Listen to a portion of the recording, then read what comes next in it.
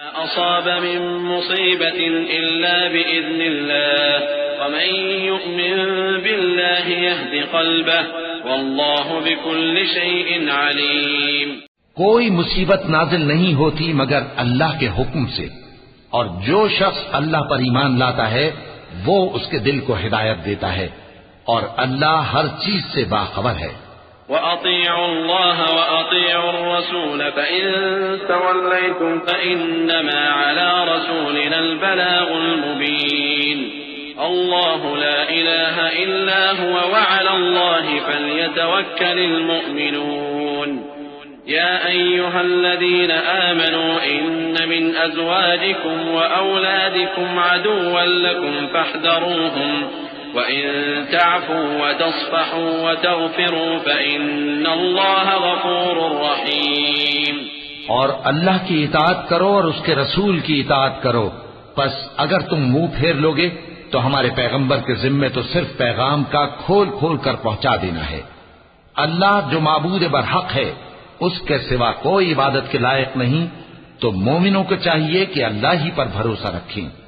مومنوں، تمہاری بیویوں اور اولاد میں سے بعض تمہارے دشمن بھی ہیں، سو ان سے بچتے رہو، اور اگر معاف کر دو اور درگزر کرو اور بخش دو تو اللہ بھی بخشنے والا ہے، مہربان ہے. انما اموالكم واولادكم فتنة والله عنده اجر عظيم. فاتقوا الله ما استطعتم واسمعوا واطيعوا وانفقوا خيرا لانفسكم ومن يوق شح نفسه فأولئك هم المفلحون.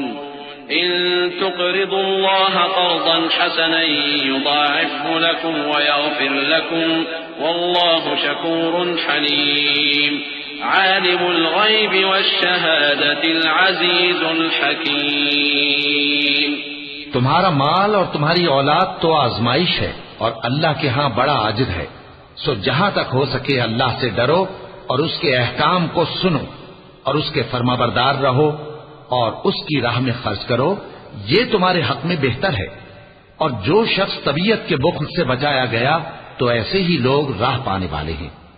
اگر تم اللہ کو نیک نیتی سے قرض دو گے تو وہ تم کو اس کا کئی گنا دے گا اور تمہارے گناہ بھی معاف کر دے گا، اور اللہ قدر شناس ہے، بردبار ہے، پوشیدہ اور ظاہر کا جاننے والا ہے، غالب ہے، حکمت والا ہے.